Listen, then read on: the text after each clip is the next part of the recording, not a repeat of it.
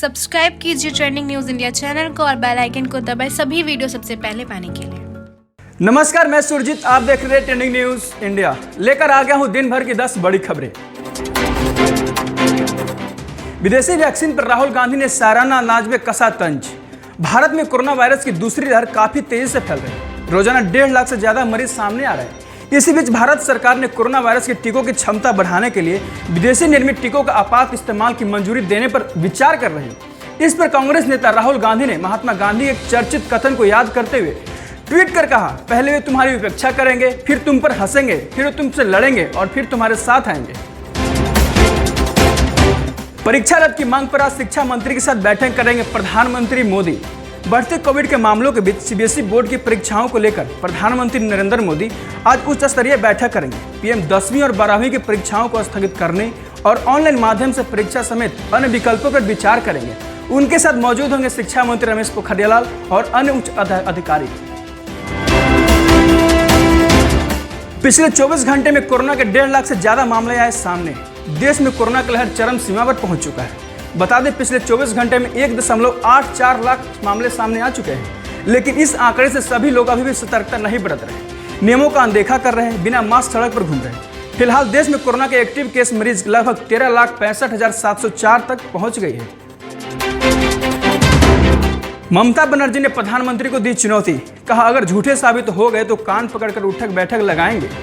पश्चिम बंगाल के मुख्यमंत्री ममता बनर्जी ने चुनाव प्रचार के लिए उन पर लगाई गई 24 घंटे की पाबंदी खत्म होते ही प्रधानमंत्री पर हमला बोला है।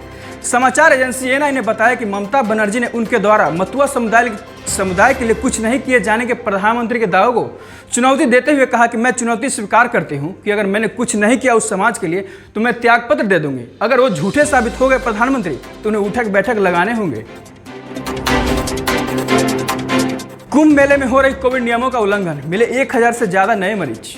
उत्तराखंड के हरिद्वार में मंगलवार को कोरोना वायरस के 594 नए मामले दर्ज किए गए। इसके साथ ही शहर में सक्रिय मरीजों की संख्या 2812 तक पहुंच गई। सोमवार को हरिद्वार में 408 कोरोना के नए मामले सामने आए। वहीं पूरे उत्तराखंड की बात करें तो पिछले 24 घंटे में 1925 मामले और 13 लोगों की मौत हो चुकी है।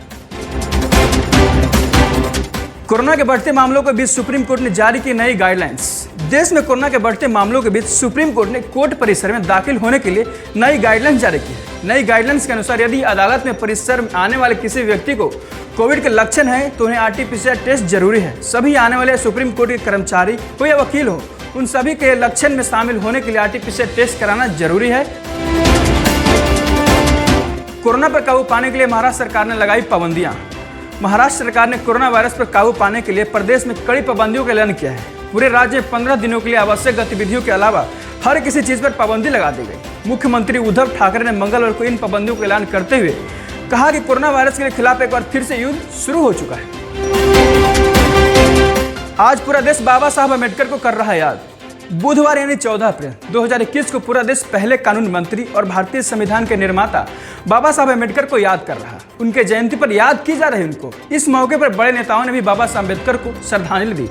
प्रधानमंत्री मोदी ने बुधवार को बाबा साहब को उनके जयंती पर श्रद्धांजलि अर्पित की और कहा समाज के वंचित वर्गों को मुख्य धारा में लाने के लिए उनका संघर्ष मिसाल बना रहेगा। यूपी सीएम योगी आदित्यनाथ हुए कोरोना पॉजिटिव। यूपी के मुख्यमंत्री योगी आदित्यनाथ कोरोना पॉजिटिव पाए गए। उन्होंने खुद ट्वीट कर इसकी जानकारी दी। उन्होंने कहा कि मैं सेल्फ आइसोलेशन में हूं और मेरे सारे कार्यों का निर्वहन वर्चुअली कर रहा हूं। मैं यहाँ लोगों से आग्रह करना चाहता हूं कि जो मेरे संपर्क में आए वो अपनी एहतियात बरते और आवश्यक चीजों का ख्याल रखें। आज आईपीएल के छठे मुकाबले में बेंगलोर का सामना हैदराबाद से। जीत के साथ आगाज करने वाले विराट कोहली की आरसीबी के सामने इस लय को कायम रखने की चुनौती होगी। तो वहीं पहले हार के बाद डेविड वार्नर की टीम जीत की पटरी पर लौटना चाहेगी। बता दें, आरसीबी का पहला मुकाबला मुंबई को हराकर आई है, तो वहीं सनराइजर्स हैदराबाद कोलकाता से हारकर आई है। यह मुकाबला चेन्नई के एमए चिदंबरम स्टेडियम में शाम 7:30 बजे से खेला जाएगा। ऐसे ही देश दुनिया की बड़े खबरों के लिए बने रही हमारे साथ। देखते रहिए ट्रेंडिंग न्यूज इंडिया।